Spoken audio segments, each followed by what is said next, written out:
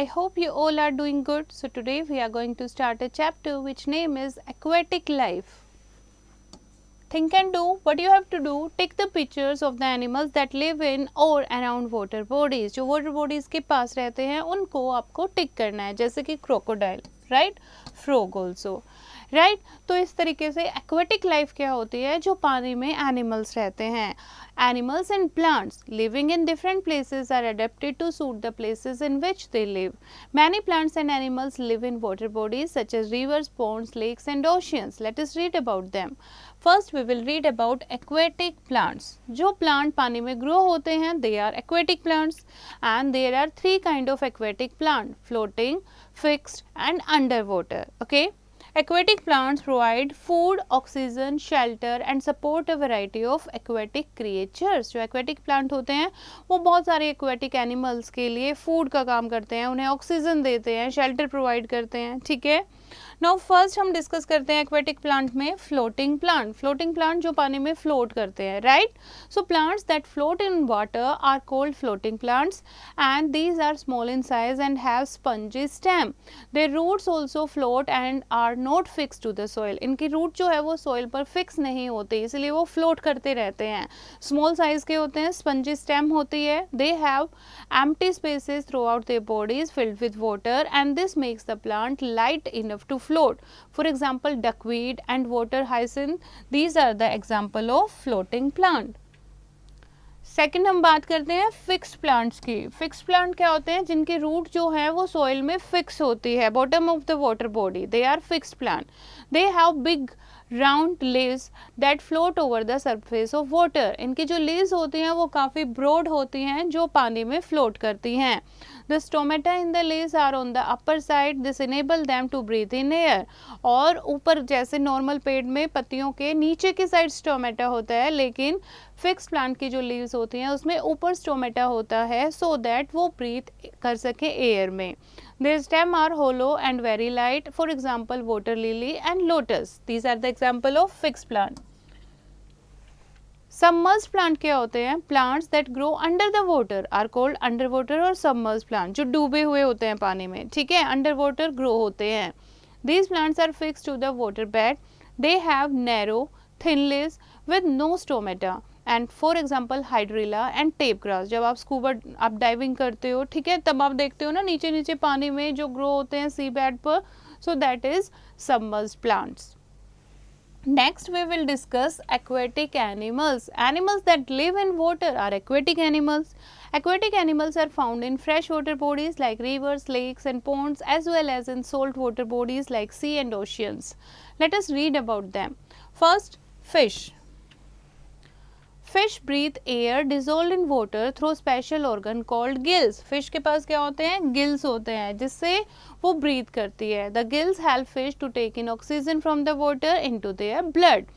Fish have a good eyesight and they have big staring eyes with no eyelid. Fish की eyelid नहीं होती, बहुत बड़ी बड़ी eyes होती हैं और इनकी eyesight भी बहुत अच्छी होती है.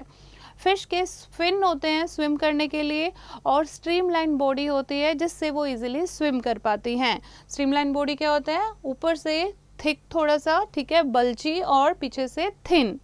And gold fish, rohu and catla are examples of fresh water fish, while tuna, sardine and pomfret, they are the sea water fish. Next is this, you have to know, salmon the fish found both in fresh as well as in salt water. Next है mammals. Mammals क्या होती हैं, जैसे whale और dolphin जो हैं ये अपने यंग वन को बर्थ देती हैं. So these are the mammals. Whale and dolphin come to the surface of water to breathe. और पानी के सरफेस पर आती हैं वो ब्रीथ करने के लिए. And they do so because they have lungs for breathing.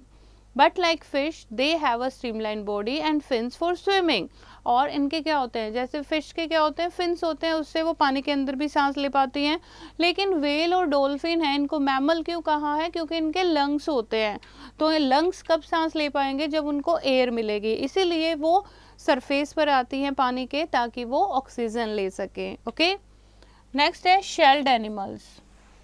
Shelled animals जैसे कि crab, prawn, lobsters and turtle, they have a shell on their body for protection. Turtles have flippers and webbed feet to swim. Crab, prawns and lobsters breathe through gills. Turtles have lungs for breathing, so they come to the surface of water to breathe. तो shelled animal, इनकी body पर क्या होती है, एक shell होती है जो इन्हें प्रोटेक्ट करती है. Now कुछ वाटर बर्ड भी होते हैं जैसे कि डक्स, गीस and स्वैन्स. These are waterfowl because they spend most of their time in water and they all have webbed feet and are fine swimmers. They have a coating of oil on their feather. इनके feathers पर एक oil की coating होती है, webbed feet होते हैं जिसके कारण ये easily swim कर पाते हैं.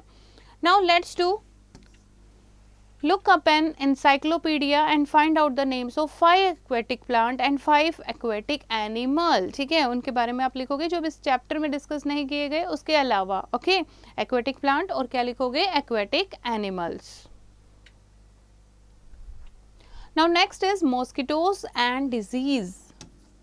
मॉस्किटोज क्या होते हैं, पैरासाइट होते हैं. पैरासाइटिक इंसेक्ट होते हैं जो एनिमल और ह्यूमन ब्लड पर फीड करते हैं, है ना.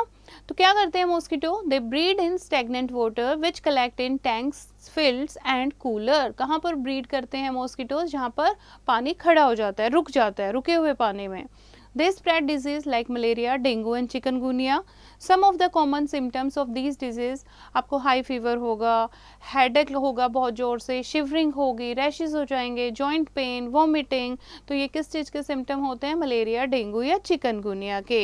And you know female anopheles mosquito carries the protozoa of malaria. So this is very important. 1 mark का क्वेश्चन आता है, ये कौन से मच्छर से मलेरिया फैलता है, that is female anopheles. Okay, next is when the mosquito bites a person suffering from malaria, the protozoa are sucked up with the blood. ठीक है, अब किसी को मलेरिया है, अगर मॉस्किटो ने उसको बाइट किया तो प्रोटोजोआ जो है वो ब्लड के साथ, ब्लड सक करते हैं मॉस्किटो, प्रोटोजोआ उनकी बॉडी में आ जाएगा.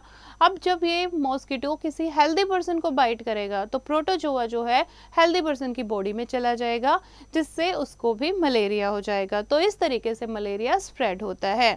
सो मलेरिया से हम कैसे बच सकते हैं.